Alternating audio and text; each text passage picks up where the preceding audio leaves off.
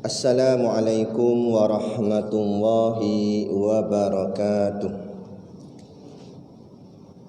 Ila hadrati Sayyidina wa Habibina wa Syafi'ina Muhammadin sallallahu alaihi wasallam, wa ila arwahi abaihi wa ikhwanihi minal anbiya'i wal mursalin, salawatullahi wa salamuhu alaihi wa alaihim ajma'in, wa ala ali kulli was sahabati wal qarabati wat tabi'in wa tabi'it tabi'in bi ihsanin ila yaumiddin, wa ila arwahi walidina wa muallimina wa zawil huquqi alaina ajma'in, wa khususan ila hadrati Syekh Abu Abdullah Husain bin Muhammad Nasir bin Muhammad Taib Al-Mas'udi Al-Banjari bisirril Fatihah. A'udzubillahi minasyaitonir rajim. Bismillahirrahmanirrahim. Alhamdulillahi rabbil alamin. Arrahmanir rahim. Maliki yaumiddin. Iyyaka na'budu wa iyyaka nasta'in. Ihdinas siratal mustaqim. Shiratal ladzina an'amta 'alaihim ghairil maghdubi 'alaihim waladdallin. Amin. Bismillahirrahmanirrahim. Alhamdulillahilladzi anzala 'ala 'abdihil kitaba wa lam yaj'al lahu 'iwaja. Asyhadu an la ilaha illallah wahdahu la syarikalah. Lahul mulku wa lahul hamdu yuhyi wa yumit, wa huwa ala kulli syai'in qadir. Wa ashhadu anna sayyidana Muhammadan abduhu wa rasuluh. Allahumma salli wa sallim wa barik ala sayyidina Muhammad wa ala alihi wa sahbihi wa man tabi'ahu wa nasarahu wa walah. Subhanaka la ilma lana illa ma 'allamtana innaka antal alimul hakim. Rabbi shrah li sadri wa yassir li amri wahlul 'uqdatam min lisani yafqahu qawli. Wala haula wala quwwata illa billahil aliyil azim. Amma ba'. Alhamdulillah, kita sama-sama panjatkan syukur kehadраtillah Subhanahu wa taala yang dengan limpah dan kurnianya diizin oleh Allah Subhanahu wa taala kepada kita pada malam ini untuk sama-sama kita menyambung lagi pengajian kitab kita, iaitu kitab Hidayatus Sibyan. Kitab pun tinggal dua apa tu? Pengajian kita iaitu kitab Hidayatus Sibyan fi ma'rifatil Islam miwal iman. Moga-moga dengan pengajian ini bertambahlah keimanan kita kepada Allah Subhanahu wa taala. Maka dengan bertambahnya iman, bertambahlah amal ibadat kita. Bertambah amal ibadat kita, bertambahlah pahala kita. Bertambah pahala, bertambahlah kasih sayang Allah kepada kita, dan atas jalan kasih itulah Allah memasukkan kita semua ke dalam syurganya nanti di hari akhirat kelak, insya-Allah. Amin ya rabbal alamin. Yang saya hormati pengurusi masjid dan seluruh saf kepimpinannya, para imam, para bilal, tok-tok siap yang tak dapat kita nak sebutkan namanya satu persatu, yang amat-amat disanjungi, para asatizah, alim-alim ulama, tuan-tuan guru, ustaz ataupun ustazah yang mungkin hadir pada malam ini, mohonlah ditegur kepada hamba yang fakir dalam bidang ilmu ini. Sekiranya apa yang disampaikan dan dikongsikan ada salah dan silapnya, yang kita kasihi ayah-ayah, ibu-ibu, pemuda-pemudi muslimin dan muslimat yang dirahmati Allah sekalian. Baik. Jadi malam ni kita sambung masih lagi di bahagian muqaddimah. Rasa naik ferry ni banyak kali dah, tapi masih lagi muqaddimah kitab kita ni. Lama betul. Kalau kitab Rumi tu depan lagi. Kalau tak silap muka surat 2. Dia masih depan lagi, ada bismillah kat depan dia tu. Baik. Kita sambung dekat wassalatu wassalam. Cumanya wassalah tu kita dah bicara. Sekarang kita nak bicara perkataan seterusnya, iaitu wassalam. Qala al-muallifu rahimahullahu ta'ala wa nafa'ana wa iyyakum bi ulumihi fid daraini amin ya rabbal alamin. Kata pengarang kitab, wassalatu wassalamu ala khairil anam wa ala alihi wa sahbihi masabihi zalam. Yang artinya, bermula rahmat Allah dan salamnya atas Nabi yang sebaik-baik manusia dan atas keluarganya dan segala sahabatnya. Mereka itu beberapa pelita yang menunjukkan pada malam yang sangat kelam. Baik. Jadi yang kita nak bicara hari ini ni ialah perkataan wassalam. Wassalam dah bicara dah. Iaitu makna as-salah tu artinya rahmat. Kemudian wassalam, wa tu maknanya dan. Assalamu, alif lam sin lam alif mim, assalamu. Assalam ni samalah juga macam kita bagi salam ni kan. Assalamualaikum. Salam tu juga perkataan dia. Dan lagi kita boleh jumpa dalam Asmaul Husna. Salah satu daripada nama Allah juga adalah Assalam. Dan untuk makluman kita bersama, Assalam ni juga menjadi punca kepada beberapa perkataan lain. Contohnya Islam. Islam tu pun ambil daripada perkataan assalam. Assalam ni maknanya selamat. Ambil daripada perkataan salama atau salima yang artinya selamat. Jadi assalam tu maknanya selamat.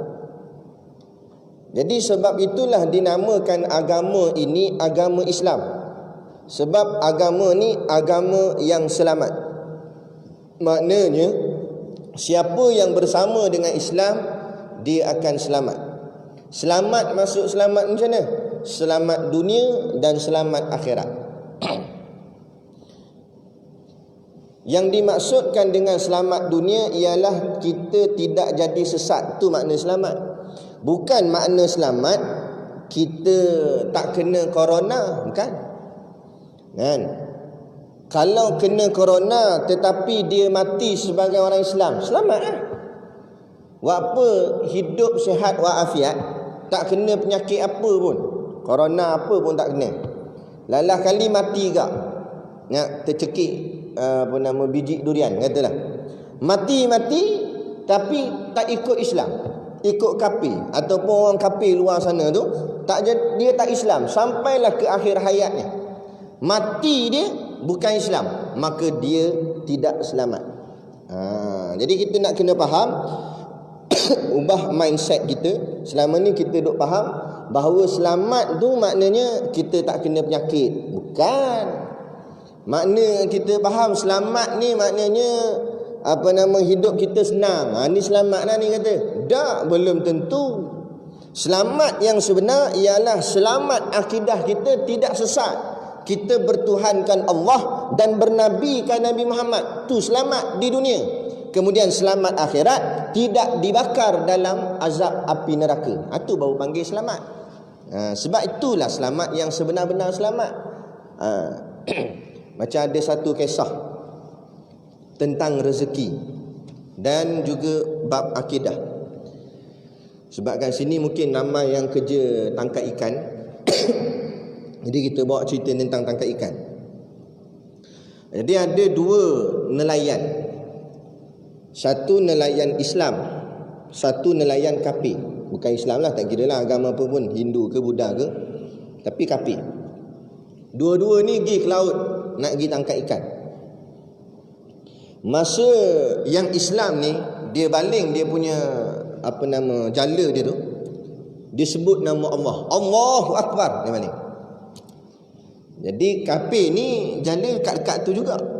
Jadi kafir tengok, dia sebut dia punya Tuhan. Jadi kafir ni pun baling jala dia sebut Tuhan dia juga. Topekong dia kata. Nama Tuhan dia Topekong lah. Dia kata Topekong, dia baling. Jadi dua-dua ni, yang Islam sebut nama Allah, yang kafir ni sebut nama Tuhan yang dia percaya. Itulah pada hakikat tak ada pun. Tapi itulah yang dia pegang, dia sebut nama tu. Lah kali setelah beberapa lama, masing-masing pakat angkatlah jala dia. Yang angkat dulu kafir ni. Kafir ni angkat. Allah berat. sampai sengit dia punya bot. Berat sangat. Bertimbun ikan dalam jala. Bawa naik atas. Oh, dia kata, ayah, tocek topekong terima kasih ni bagi banyak ikan. Dia banyak suka. Ikan bawa naik banyak. Kan? Sonok dia kapi ni. Yang Islam ni pula dia angkat ringan semacam. Angkat nampak ada satu sangkut. Bukan ikan, slipper. Kalau ikan boleh tahan kira, slipper sangkut. Tak ada seekor ikan pun tak dekat. Bawa naik atas. Yang Islam ni terduduk menung. Allah, dia kata, aku baling tadi sebut nama Allah dah. Kan? Tapi satu ikan pun tak naik. Tak apa lah, nak buat macam mana. Nah, mungkin ni bahagian aku hari ni. Tak apa lah. Ya. Malaikat yang menyaksikan dua peristiwa ni, satu orang Islam ni sebut nama Allah tapi tak dapat seekor ikan. Kapi ni baling jala sebut nama topekong tapi dapat banyak ikan. Malaikat lantas bertanya kepada Allah, wahai Tuhan, kenapa engkau tak berikan rezeki kepada orang Islam ni? Sedangkan dia sebut nama engkau. Sedangkan si kafir dia bukan sebut nama engkau. Engkau yang bagi rezeki, tapi engkau bagi kat dia banyak sangat ikan. Kan? Malaikat dia tak faham sebab dia makhluk juga macam kita. Kalau kita pun tengok, kenapa yang sebut Islam tak dapat ikan, yang kafir boleh dapat ikan banyak? Nah, maka Allah jawab macam mana? Allah kata, apa guna kalau dia dapat ikan banyak pun, tapi akhir sekali dia dengan segala hartanya akan dibakar dalam api neraka. Dah apa manfaat? Ni kita nak ajar kepada kita orang Islam. Ya, soal kita cari rezeki, cari pilah. Nak ikhtiar macam mana, sukatilah untuk orang cakap apa, menyelesaikan kehidupan kita yang bukan lama sangat pun atas muka bumi ni. Yang kita nak pulun sangat tu kenapa? Siang kita dah sibuk bahagian kerja, malam kita duduk dengan kuliah pula, solat berjemaah. Kan? Ini sebab kita orang Islam, kita bertuhankan Allah, Tuhan yang sebenar. Jadi tak payah runsing. Tak payah jealous lah tengok orang kafir kaya raya. Apa guna kaya raya dia kalau satu hari nanti di hari kiamat dia akan dibakar sebakar-bakarnya dalam api neraka.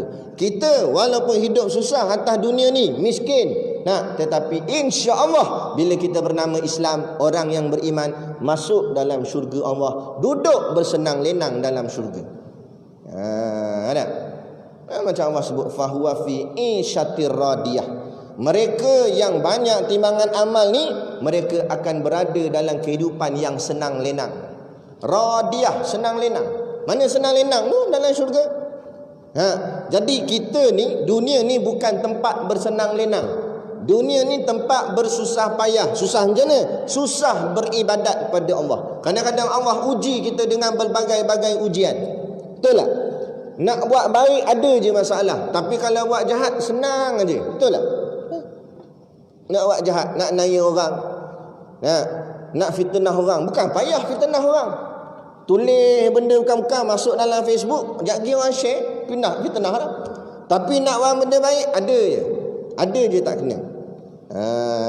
Kita nak berubah lah. Dulu tak jenis tak datang masjid, mayang jemaah, tak jenis bukan dengar kuliah.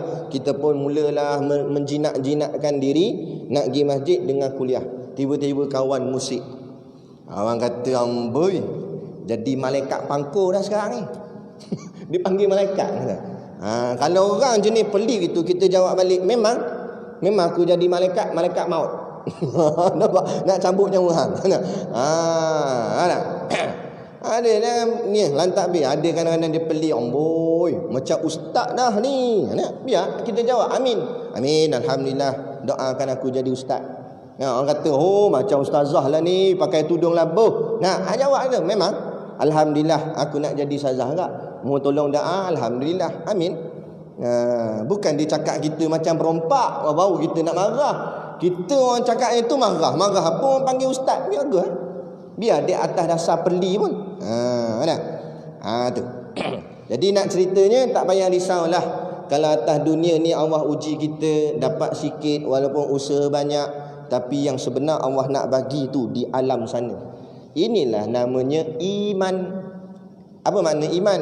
Iman tu bahasa Arab, bahasa Melayu artinya percaya.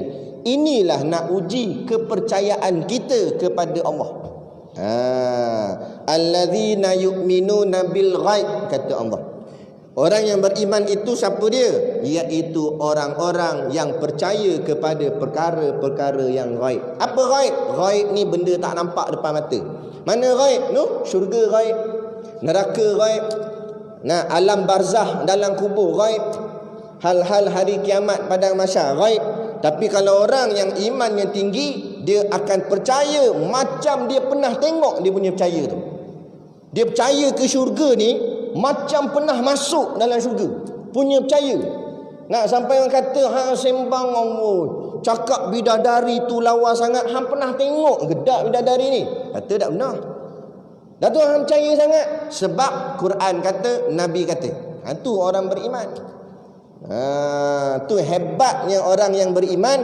Dia boleh percaya benda yang dia belum nampak lagi, tapi atas dasar keyakinannya pada Allah dan Nabi Muhammad, maka dia akan percaya sepercaya-percayanya. Kan? Ini bagus. Ini tak percaya kepada kaki nipu.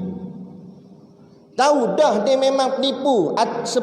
Atas tiap-tiap 5 tahun memang keluar penipu dia. Lepas tu kita percaya juga. Padahal dulu kena tipu, kena kencing. Percaya lagi. Hancing 5 tahun lepas pun tak kering lagi. Percaya pula 5 tahun lepas tu. Apa jadi bengong gitu? Sedang Nabi tak pernah bohong. Allah dalam Quran, zalikal kitabul la raiba fi. Kitab Al-Quran ini la raiba, tidak ada keraguan. Kenapa tak percaya cerita Quran? Tapi manifesto manusia buat percaya sungguh. Depa kata depa nak hapus tol.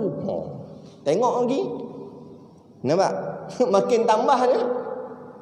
Tol daripada saya keluar ni tadi dah terlewat sikit, takut nak kejar ferry pukul 7. Kelang kabut dah. Ada pelajar pula nak minta surat berhenti lah apa semua. Kelang kabut lah, pergi buat proses tu dulu. Tengok-tengok jam dah terlewat. Pecut laju nak naik highway baru tu. Kena masuk Kok Beruas, keluar Kok Setiawan. Keluar RM6 kena. Allah gamaknya RM6. Mahal daripada tol utara selatan tu. Tol utara selatan pun tak mahal macam tu. Ada kata. Itu ni manusia-manusia yang belum tentu betul ke tidak, tapi percaya sangat ke depa. Sedangkan Nabi bukan hanya sebelum dilantik jadi Nabi lagi orang dah panggil Al-Amin. Baca dalam kitab sirah. Nabi masa kecil belum jadi Nabi lagi. Nabi jadi Nabi umur 40. Kecil lagi orang panggil Al-Amin. Apa makna Al-Amin? Orang yang sangat dipercayai. Apatah lagi bila diangkat menjadi Rasul.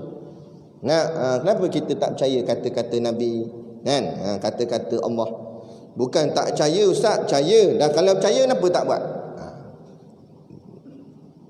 Nabi kata mayang jemaah 27 darjat. Mayang seorang 1 darjat. Kalau sungguh kata percaya cakap Nabi, kenapa tak buat?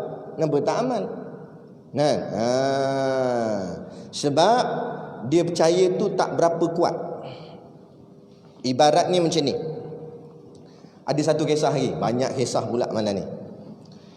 Ada satu kumpulan tentera, ketua dia Iskandar Zulkarnain, Iskandar Zulkarnain dengan geng-geng tentera dia masuk dalam satu gua. Tapi sebelum mereka masuk gua, depan gua tu jauh sikit lah ada satu perkampungan. Jadi masa lalu kot kampung tu, orang kampung cerita, apa nak lalu dalam gua orang kampung tanya. Tentera ni kata, kami nak masuk dalam tu. Orang kampung kata, tak tahulah. Tapi kami duk dengar daripada nenek moyang kami dulu-dulu kata, dalam gua tu banyak emas. Ada banyak emas. Dia cerita gitu je. Jadi tentera ni tak apa, dengar gitu je lah, masuk dalam. Gua faham lah, gua bukan zaman macam sekarang. Gua sekarang ni ada lampu. Gua zaman dulu gelap gelita, mana ada lampu. Dia lorong itu sebab dia nak lintah balik bukit tu. Jadi lalu kot dalam gua tu. Masuk dalam tu. Lalu pak tersepak ketulan-ketulan. Bunyi macam batu. Bila tersepak ni maka timbul 3 golongan. Daripada ramai-ramai tentera ni terbahagi kepada 3 golongan. Golongan yang pertama, bila dia sepak, dia sangkakan ini batu, bukan emas. Dalil, dia kata kalau sungguh ini emas, nescayalah orang kampung ni kaya raya dah. Ni aku tengok rumah orang kampung pun tiang sengit. Nah, lepas tu kata dalam gua ada emas. Sebab orang kampung tu paling dekat dengan gua, patut dia kaya dulu. Orang kampung pun tak kaya mana, takkan emas kot. Dia pun main sepak gitu. Dia tak ambil, dia sepak jalan gitu. Ni golongan yang pertama. Golongan yang kedua, jalan-jalan tersepak, sama juga. Bila tersepak, dia menyangka-nyangka, emas ke batu? Emas ke batu? Tak apalah, aku bawa 2 ketul jadi. Pegang tangan kanan satu, pegang tangan kiri satu. Dia kata kalau batu pun taklah aku rugi sangat sebab 2 je aku pegang. Tapi kalau emas, tak kaya aku, 2 genggam aku pegang. Tu. Dia main, orang cakap jalan selamat lah kononnya. Maknanya tak rugi sangat dan tak untung sangat. Ni ambil jalan pertengahan. Golongan yang ketiga, bila sepak-sepak dia yakin sungguh. Kata orang kampung. Kata orang kampung cerita emas ni, aku yakin ni emas. Nah, akhirnya dia lipat dia punya kain jubah dia. Dia asal dia tersepak macam batu tadi, dia bubuh. Jadi timbullah kain jubah dia tu. Sampailah hujung gua. Bila hujung gua dah terang. Cahaya kan? Terang. Sampai situ dah terang. Terang-terang tengoklah yang depa sepak selama tadi dalam gua tu semuanya memang emas. Tengok-tengok emas. Apa macam golongan yang pertama, yang satu habuk pun tak ambil. Rasa macam mana? Allah, emas sungguh. La ilaha illallah, nyesalnya aku tak ambil. Lantas dia kata dengan ketua dia, Iskandar, Panglima, boleh tak kita masuk balik, saya nak ambil? Tak boleh, kata ketua dia. Sebab kita nak kejar masa, dah lambat dah. Tak boleh. Yang dah lepas jalan. Allah, menyesal tak sudah? Aduh, tak dapat ambil emas. Nyesal sungguh. Ni golongan yang balik kampung akhirat sok di padang mahsyar. Tak payah padang mahsyar lah, masuk dalam kubur baru dia tahu. Menyesal semenyesal-nyesalnya bila dia tengok kubur dia gelap. Akibat apa? Tidak baca Quran masa kat dunia dulu. Derma kedekut baik lalu tabung buat tidur. Teruk amal tak ada. Last kali satu habuk balik jumpa Allah, tak ada apa-apa, kosong. Bila dia tengok Allah, nyesalnya aku nak balik ke dunia, tak boleh dah. Ni golongan pertama. Golongan yang kedua, keluar-keluar dia pegang 2 ketul tadi tu kan. Sederhana tu lah. Dia kena keluar-keluar tengok Allah emas. Dia kata, Allah, silap aku. Kalau aku tahu emas, tak ada aku pegang 2 je. Aku timbun terus dalam jubah. Menyesal juga golongan ni. Golongan kedua ni macam golongan yang kadang-kadang ada, kadang-kadang tiada. Nampak? Bila ada makan, adalah dia. Bila ceramah biasa, kuliah bulanan, tak ada makan, tak ada. Dia peristiwa besar je dia ada.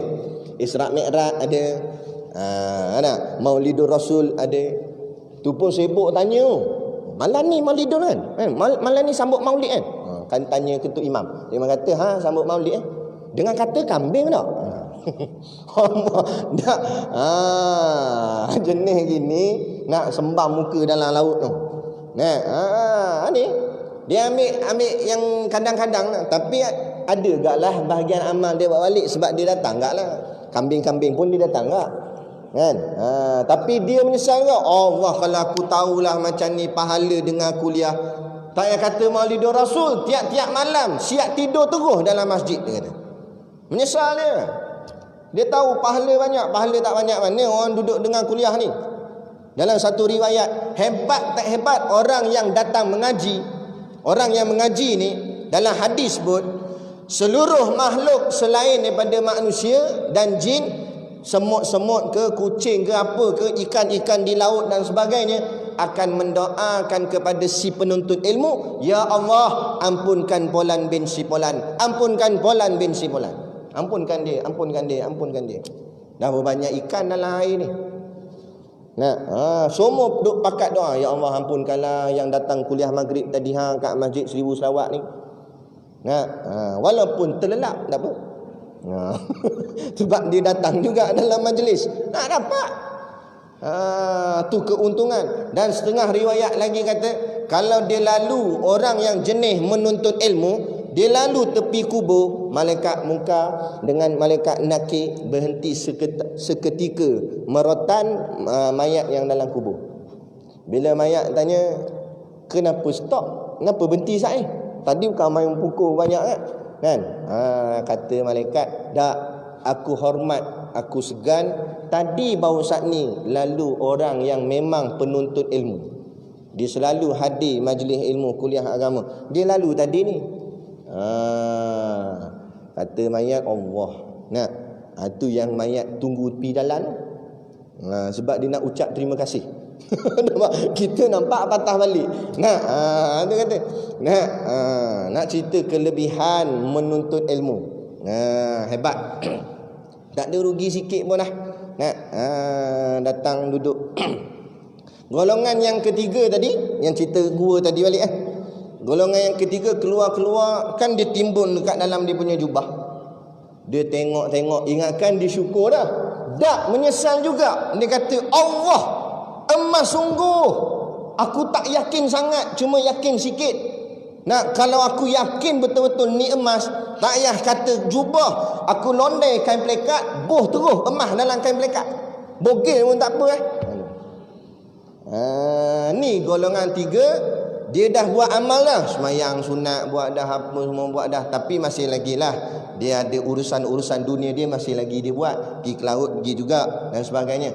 Balik-balik dia tengok macam ni pahala menuntut ilmu, macam ni pahala semayang sunat, macam ni pahala Allah banyaknya pahala. Dia kata, Allah, kalau aku tahu macam ni punya pahala, ke laut pun aku tak pergi. Sampai macam tu. Betul. Nampak? Aku biar miskin, papa kedana, rumah aku tak ada, harta tak ada, perabot pun aku tak kisah. Kalau aku tahu pahala punya banyak macam ni Allah nak bagi. Tapi kita tak nampak lagi. Kalau nampak macam Ustaz kata masuk dah isyak ni, kita berhenti. Ustaz jangan berhenti, sambung. Nak lagi. Sebab apa? Tahu pahala banyak. Ni ustaz tak dan cakap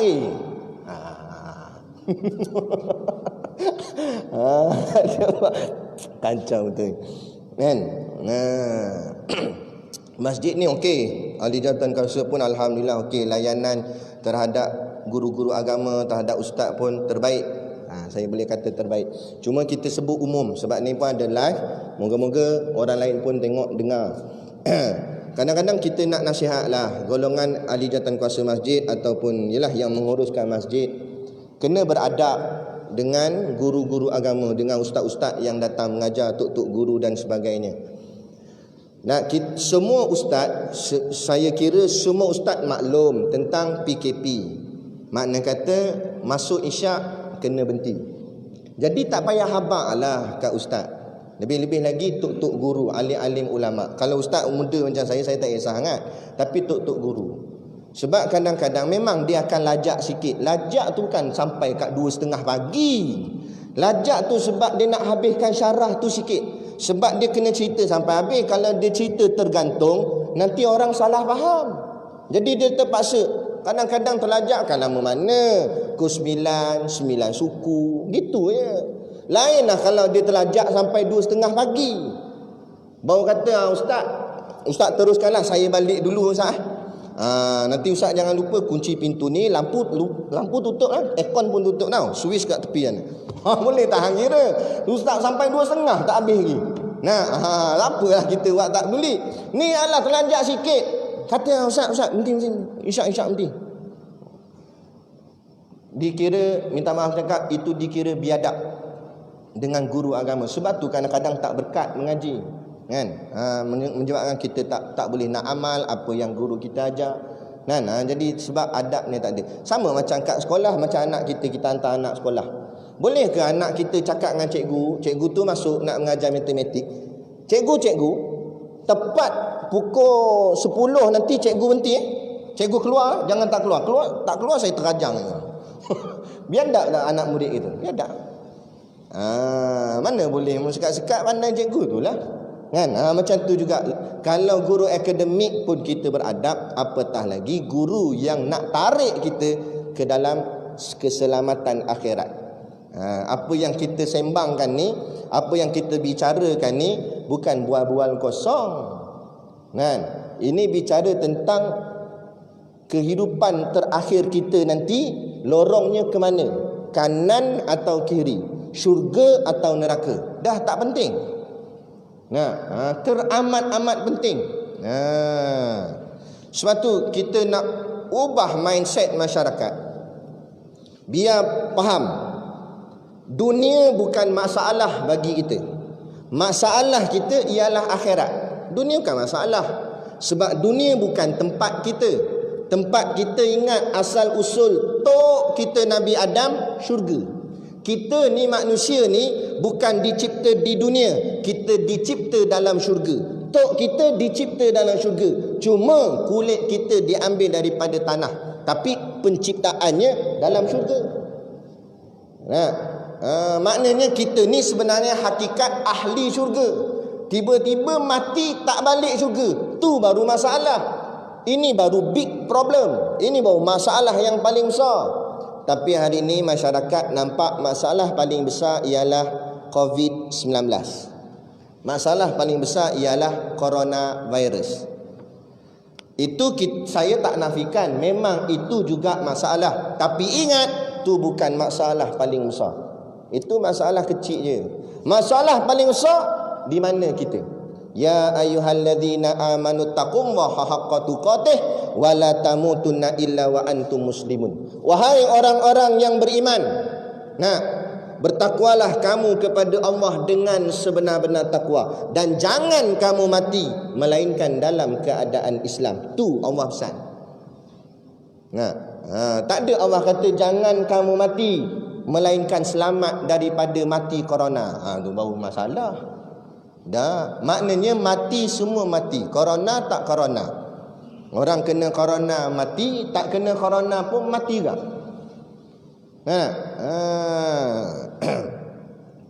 Dia sembang dalam telefon, kampung kat Kedah, kluster itulah yang kat Kedah kan.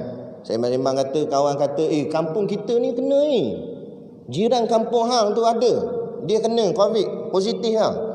Kalau dia cakap telefon, dia kata, aku ingat baru hujung minggu ni nak balik kampung. Dengar kena COVID, aku tak jadi balik lah. Takut lah, kan aku kena lah.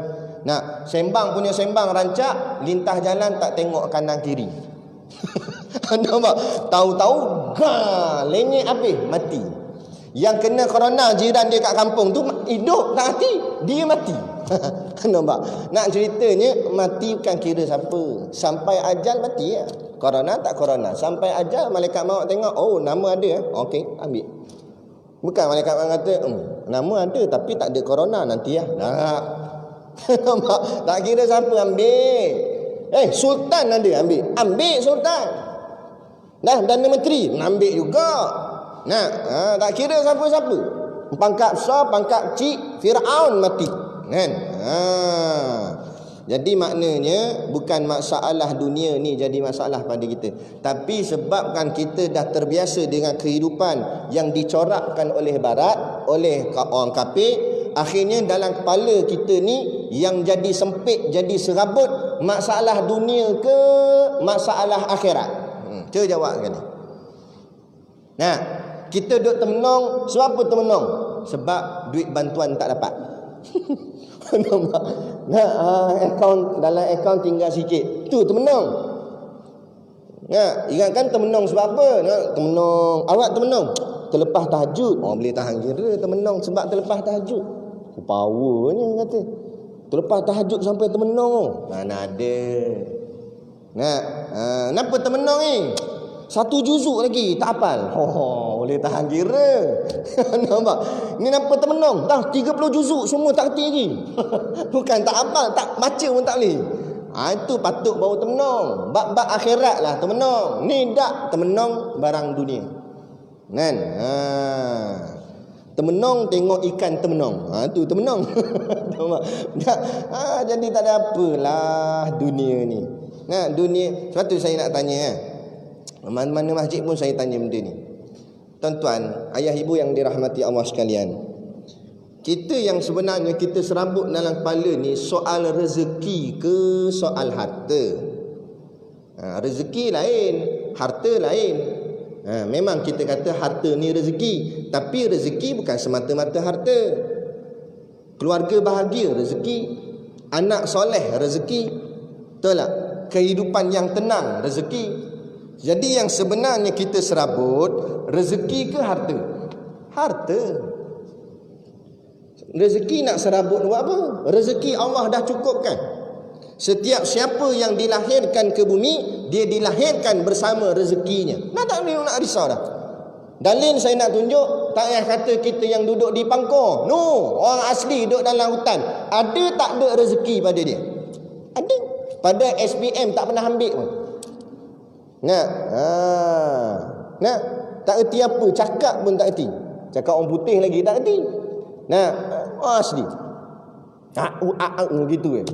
Ni yang asli kau-kau betul lah, bukan asli yang moden dah ni. Ni asli kau-kau ni. Yang jenis dalam Afrika apa semua tu, pakai cawak saja. Dah kenyang menyanda makan, perut buncit besar ni murid. Kita ingatkan mengandung, tengok lelaki. Buncit perut, penuh makan, pantang lintah sapu. Tak masuk dalam hutan tu, pantang ada benda lintah ditangkap. Lalu rusa makan rusa. Lalu apa? Lalu binatang tu pun dia sapu juga. Nak ceritanya rezeki tak perlu risau, lengkap Allah beri pada kita dah. Kan? Tapi yang kita jadi serabut dekat kepala ni soal harta. Nak membanyak-banyakkan harta, tak cukup-cukup. Gaji sebulan tu cukup dah kerja daripada pagi sampai ke petang. Cukup dah nak buat makan anak bini. Tak puas hati buat overtime sampai ke malam. Akhirnya masjid tak pernah datang. Bukan kita sampai paksa suruh masjid, datang masjid 5 waktu terus. Kalau 5 waktu paling terbaik. Tapi kalau tak mampu pun 5 waktu, kurang-kurang biarlah maghrib, isyak dan subuh kita boleh ada. Belah malam dah siang sibuk semayang di surau pejabat, jadilah janji semayang. Bila malam balik kerja duduk masjid maghrib, isyak. Lepas tu esok pagi semayang subuh. Habis semayang subuh siap lagi kerja. Tak ada masalah sebenarnya. Kalau nak banyak harta, akhirnya sibuk hidup ni dengan dunia kerana nak mengumpul harta. Bukan soal masalah rezeki. Akhirnya harta yang banyak tetap jadi tak cukup. Sebab apa? Sebab ingat yang mencukupkan Allah. Bila dia tidak mencari Allah, walaupun dunia berlambak di tapak tangannya, tapi takkan pernah cukup. Ada orang sikit je dia ada, gaji tak banyak mana, ada kat 700 je gaji. Kita kalau kata sembang, mana cukup 700? Nak makan minum sekarang barang dengan mahalnya. Tapi sebenarnya ada orang gaji 700 je sebulan, anak bini cukup makan. Sebab apa? Yang mencukupkan Allah. Pegang situ kemah-kemah. Bukan gaji yang mencukupkan. Ada orang Allah bagi gaji sampai 7,000, 70,000 pun tak cukup-cukup. Tu yang kena bankrupsi. Orang miskin ke orang kaya? Ada senarai orang miskin jadi bankrupsi? Mana ada? Yang kena bankrupsi ni orang kaya-kaya. Sebab apa? Walaupun duit dia banyak, tapi dia tidak mencari Allah, Allah tak mencukupkan baginya. Sebab ingat, yang memberi rezeki, yang mencukupkan, yang menyempurnakan, yang menyelamatkan Allah. Ni kita baca assalam ni. Assalam tu Allah lah yang menyelamatkan kita. Allah lah yang selamatkan kita. Selamat makna kata kita dapat duduk bernaung di sisi Allah, di bawah Allah. Di bawah kekuasaan Allah. Kita boleh hadir ke rumah Allah. Ini pelik. Pejabat orang dia boleh datang, rumah Allah dia tak boleh datang. Tu. Nah, bos panggil datang pejabat dia boleh pergi. Allah panggil datang ke rumah tak boleh pergi. Mana besar? Nah, sebab apa? Sebab dia nampak duit lebih besar daripada yang lain. Orang jenis macam ni kalau mati masuk dalam kubur, bila malaikat muka nakir tanya, "Marabbuka?" Siapa Tuhan kamu? Dia jawab macam mana? Ringgit Malaysia. Nampak? Betul. Sebab dalam hati dia yang dia besarkan ringgit Malaysia. Tengok kalau dapat duit cium. Nampak? Dia tak tahu kawan tubuh celah punggung ke mana pergi cium. Bengong. Nak cium ni Quran cium. Tangan ulama cium. Sebab inilah yang nak menyelamatkan kita nanti di hari akhirat. Kerana mereka lah yang boleh bagi syafaat. Ulama boleh bagi syafaat. Quran boleh bagi syafaat. Nabi bagi syafaat. Ni patut kita cium. Bukan duit bagi syafaat. Nah, duit macam mana banyak pun akan habis. Nah, duit tu hanya kertas je. Boleh? Nah, tu tabung lalu. Mana tak lalu lagi? Belum. Dah lalu dah. Tahu kan? Nah, dia tabung tu dia umpama mesin CDM. Tahu CDM? Cash deposit machine. Kita nak transfer duit, nak masuk duit ke dalam akaun. Tapi yang dekat bank, kat Maybank tu, itu masuk dalam akaun kita kat dunia. Ni nak masuk akaun akhirat. Tu lah mesinnya. Kita masuk jolok duit dalam tu, pok dia transfer ke sana. Mana? Sana. Alam akhirat nanti. Pok dia jadi pahala ke sana. Kaya kita alam akhirat sebab kita transfer banyak. Nah, ini transfer pun kedekut. Mula masuk 50. Lepas tu dipanggil adik ni. Dek, boleh buka tabung? Kenapa? Tak, saya niat nak derma RM1 tapi saya buh 50, balik 49. Ada jenis. Nah, ada jenis gitu. Nah, Allahu Akbar. Ni kata. Nah, biar kita nampak akhirat lah yang lebih besar daripada segala-galanya. Sama lah macam kita sebut tadi, corona ni ataupun apa saja masalah dunia adalah kecil saja. Kan? Kita ingat, kita katalah memanglah tapi kita kena ikhtiar, bukan maksudnya kita biar. Kita ikhtiarlah kan, cari penawar dan sebagainya. Apa-apa penyakit pun bukan suruh biar, cari penawar. Tapi kita kena ingat itu bukan masalah segala-galanya. Masalah segala-galanya ialah mati dalam iman. Kan? Mati dalam Islam. Bunyi dah. Mana kena berhenti dah tak? Dah. Baik. Jadi itulah makna as-salam, maknanya selamat. Selamat dunia, kita tak terpesong, mati kita dalam Islam. Dan jangan kita confident kalau aku lahir Islam mestilah mati Islam. Belum tentu. Belum tentu. Kan? Kata Hatim kata Ibrahim Ibnu Adham, dia kata di akhir zaman nanti, ini dia kias. Dia kata akhir zaman nanti lebih kurang 1000 orang yang mati, mungkin seorang saja yang mati dalam iman. Ini bukan hadis, tapi kata seorang ulama sufi, wali, seorang wali Allah, dia kata. Dan dia kata ni bukanlah mesti jadi begitu, tapi dia nak maksudkan bahawa di akhir zaman mudahnya orang terkeluar daripada Islam. Maka nak suruh kita berhati-hati. Jangan buat main.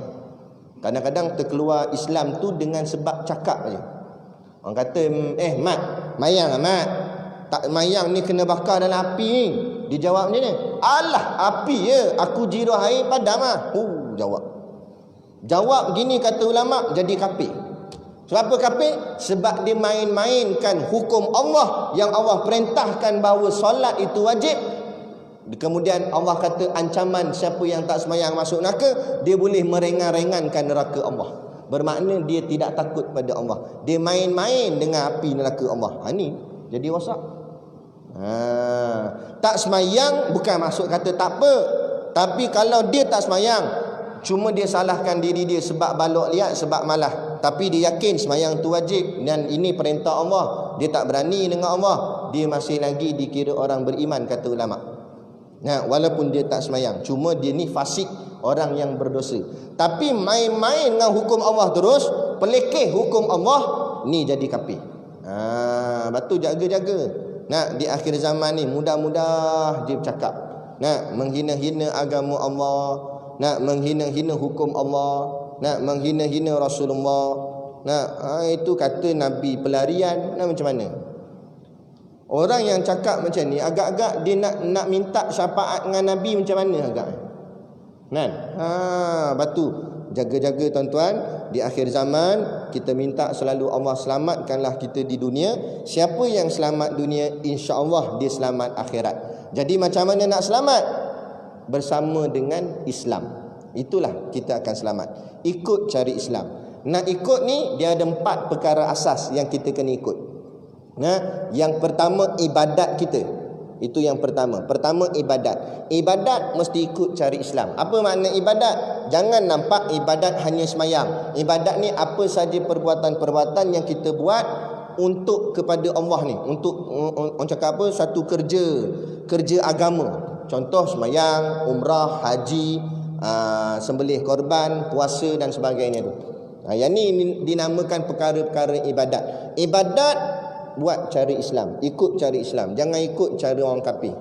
Kan? Pakai tudung, orang perempuan ikut betul-betul cara Islam ajar pakai tudung. Jangan ikut trend fashion orang kafir buat. Ini pusing kat sana, pusing kat sini, masuk sini, masuk sini, masuk sini, masuk sini. Lah kali terjerut ni. Nampak? Apa benda fashion? Jangan kita nak tudung tu biar tak, kalau tak labuh sangat pun tak apa, tapi tutup dada.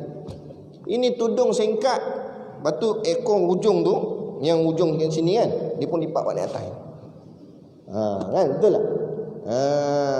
Bila dia lipat, saya pakai tudung apa ustaz? Dia kata, memang mau pakai tudung, tapi dadamu nampak benjolannya. Nabi kata orang perempuan tak boleh nampak benjolan melainkan 2 bentuk sahaja. Bentuk apa? Bentuk kepala dengan bentuk kepala bahu. 1 dan 2. 2 ni je boleh nampak bentuk dia. Lain tak boleh nampak bentuk. Bentuk dada tak boleh nampak, bentuk punggung lagi tak boleh nampak. Ini macam-macam bentuk nampak. Sampai tersalah masjid ustaz tu pergi. Dah duduk belakang dia naik motor, kita naik kereta belakang, tengok takkan nak pandang tepi macam mana nak bawa kereta, pandang depan enggak lah. Lah kali Allah salah masjid pergi. Masjid kata bukan ustaz ceramah masjid sana. Betul juga. Ana kata habis punah masyarakat. Ikut cari Islam, pakaian ikut cari Islam. Itu ibadat. Yang kedua apa nama? Muamalat. Muamalat artinya jual beli. Jual beli ikut cari Islam betul-betul. Ikut cari Islam. Ya, untung rugi. Tak apalah.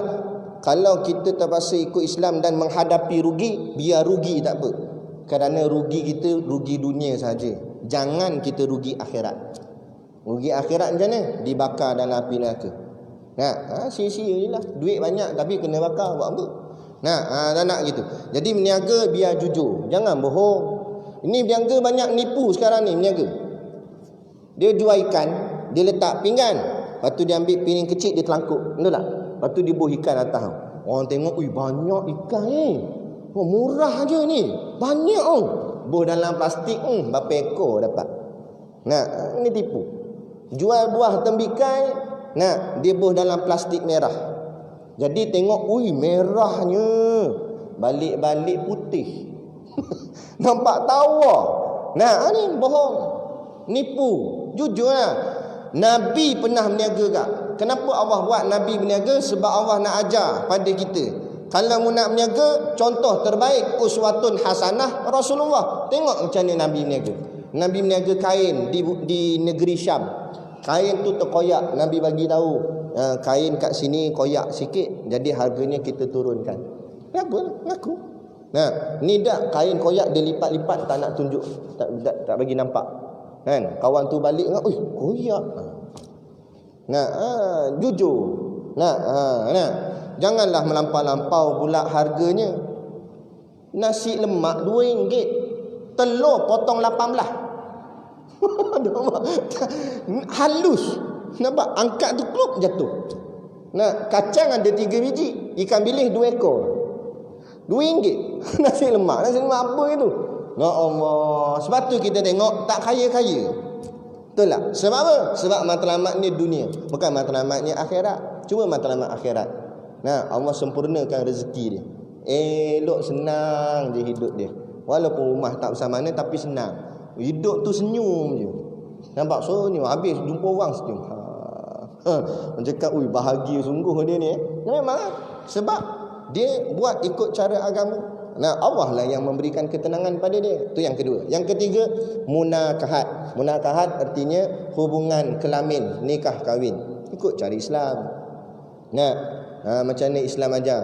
Saya syorkan sini, saya tak pastilah, mungkin kawasan kampung ni sempit ataupun rapat-rapat. Tapi kalau mana-mana tempat yang mampu, sebaik-baiknya buatlah kenduri kahwin di persekitaran masjid. Jadi senang, terjaga. Kita nak buat benda tak elok pun segan. Sebab ni masjid. Masjid ada sebelah. Takkan nak karaoke depan masjid. Betul tak? Nah, kita buat, jaga pula kemah ini kemah muslimin, ini kemah muslimat.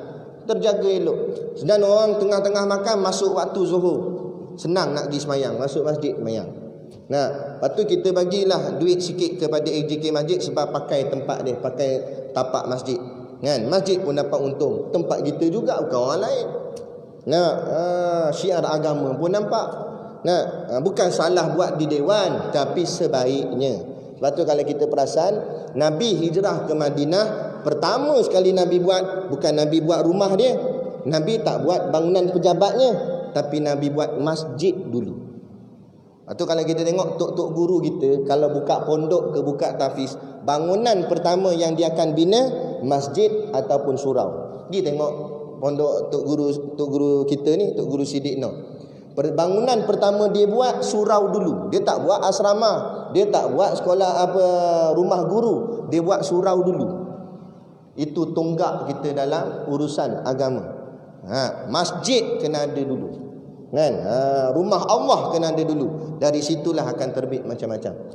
Saidina Umar semasa jadi khalifah, datang delegasi daripada negara luar. Datang nak jumpa Saidina Umar. Saidina Umar kan khalifah. Dia kata, di manakah rumah ketua pejabat ketua negara ni? Dia tanya orang situ. Orang Madinah kata tu. Orang Madinah tunjuk Masjid Nabawi, Masjid Madinah situ. Itu rumah ibadat. Saya tanya, mana pejabat khalifah? Situ.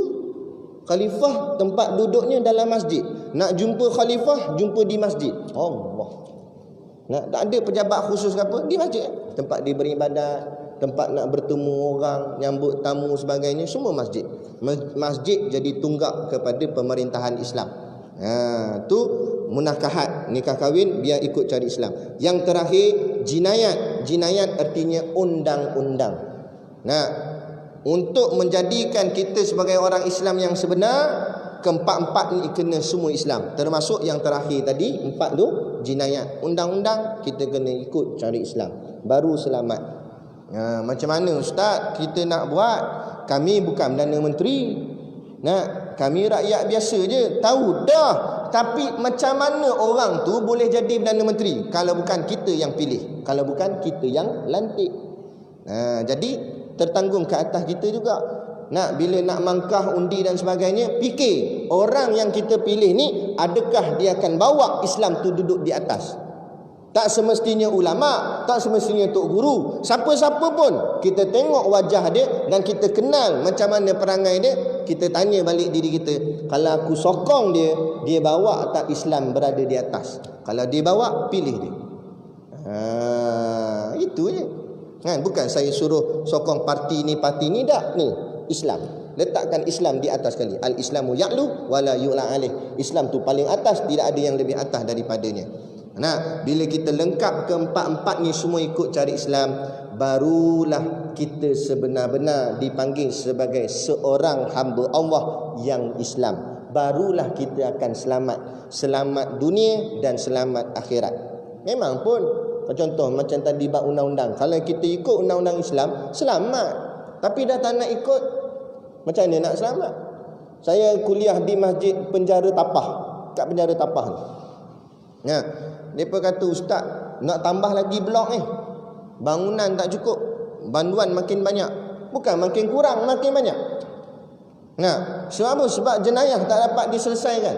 Sebab apa? Sebab tak ikut apa yang Allah kata. Bumi ni milik Allah. Jadi bila Allah tuan kepada bumi, Allah lebih tahu peraturan untuk bumi. Maka Allah keluarkan undang-undang dia. Tak nak ikut. Wak pandai pala sendiri. Nah, akhirnya macam mana nak selesai? Tak boleh selesai. Macam kita ada kandang lembu. Yang boleh urus lembu, kita sebagai tokel lembu. Sebab kandang tu kita punya. Lembu tu pun kita punya. Tiba-tiba lembu mesyuarat sama-sama lembu. Dia kata, kita tak payah dengar kata tokel kita. Kita buat kepala kita sendiri. Lembu paling besar, badan sado balik gym punya lembu. Ketul-ketul badan dia. Itu ketua lembu. Perdana Menteri lembu nama dia. Kita jangan ikut cakap tokel kita. Ya, kita buat cara kita lembu kata. Nampak? Kali macam mana nak jadi? Boleh urus. Padahal dedak siapa bagi? Tokel bagi. Kandang siapa sediakan? Tokel bagi. Semua tokel bagi. Nah, tiba-tiba dia lawan tokel. Tak kau hajar punya lembu. Nah, tapi lembu tak buat macam tu. Nah, bodoh-bodoh lembu bila disuruh korban, dia bagi batang leher dia. Serah bagi itu. Kita. Nampak? Nah, lembu boleh bagi leher, tokel lembu lari. Nampak? Tapi hari ni Allah bukan suruh bagi batang leher untuk kita sembelih leher kita. Allah suruh sembelih harta benda kita, sembelih dunia kita untuk akhirat, untuk dia. Kan banyak pun. Wa mimma razaqnahum yunfikun. Dan mereka orang beriman itu membelanjakan sebahagian saja rezeki mereka yang telah kami berikan kepada mereka. Nak bawa keluar ke jalan Allah, nak ada duit sikit, bagilah jalan Allah. Bagi kat tafiz ke, bagi ni kita ada 2 tafiz dalam pangku. Bukan banyak sangat, ada 2 tafiz. Nak satu bagi tafiz ni, satu bagi kat tafiz Tok Guru kita, Tok Guru Siddiq Noh. Kan? Ada saham kita kat situ. Lepas tu tengok orang dulu-dulu dia tak berkira dengan harta dia. Ada tanah, wakaf tanah. Nah, ada batang pokok, tebang, bagi, suruh buat pondok dengan kayu dia, kayu pokok dia. Bagi apa saja. Kan? Sebab orang zaman dulu dia tak ada duit, dia ada harta milik dia, dia bagi harta dia. Hari ni orang harta mungkin kurang tapi duit banyak. Bila tengok duit takut nak bagi. Nah, bagilah setakat mana yang kita mampu. Bukan suruh bagi habis, nak setakat mana kita mampu. Kan? Moga-moga balik kampung sana nanti, bahagian akhirat, kita ada bahagian yang kita bawa bekal. Kan? Bila ada bekal, barulah kita selamat. Maka barulah sempurna makna yang kita sebut wassalatu wassalam. Dan solat yang ini selawat dan juga selamat. Maka orang ni lah baru termasuk dalam kategori assalam, orang yang selamat. Jadi insya-Allah kita berhenti setakat ni, dan kita akan sambung ala khairil anam wa ala alihi wa sahbihi masabihi zalam. Perkataan seterusnya pula. Baik. Jadi cukup sekadar tu. Jadi macam biasalah, ada sedikit produk perniagaan untuk menampung sekolah pondok dan juga tafiz kami, sama ada yang di Pangkor ni ataupun yang di Berwas. Kan? Semuanya hasil daripada tuan-tuan beli ni kita gunakan untuk menguruskan sekolah-sekolah yang dikelolai oleh tuan guru kita, Tuan Guru Siddiq Noh.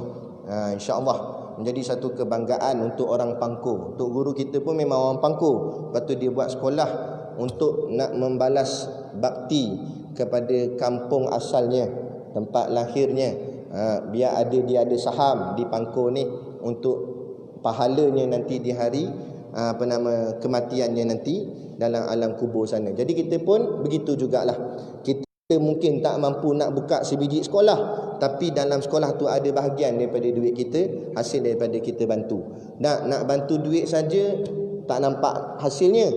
Bantu dengan membeli barang. Membeli barang, niatkan sambil menderma, kita dapat bawa balik barang, dan duit tuan-tuan kami guna untuk menguruskan sekolah, insya-Allah. Pun juga menjadi derma kepada kita, insya-Allah. Dan seperti yang dijanjikan bulan lepas, saya ada bawa telur masin tak banyak, dalam 40 biji sahaja, dan kita jual sebiji RM1. Ya, jadi 40 biji, harap-harap habis teruslah 40 tu. Jadi kita bawa balik kotak je lah. Jadi pakat-pakatlah membeli sambil menderma. Tapi jangan sebab nak sangat telu masin sampai semayang pun ingat telu masin lagi. Salah lagi, salah takbir lagi. Masin. Nampak?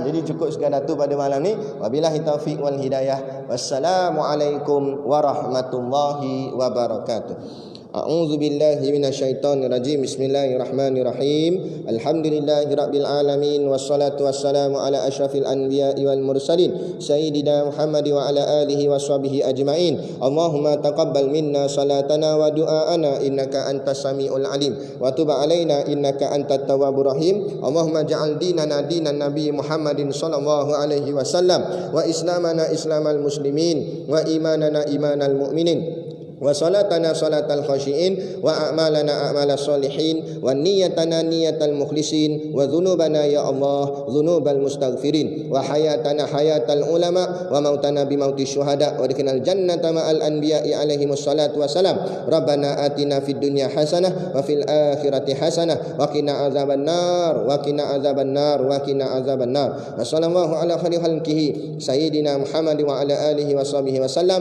Subhana rabbika rabbil izzati amma yasifun. Salamun alal mursalin walhamdulillahi rabbil alamin. Amin ya rabbal alamin. Taqabbalallahu minna wa minkum. Takbir.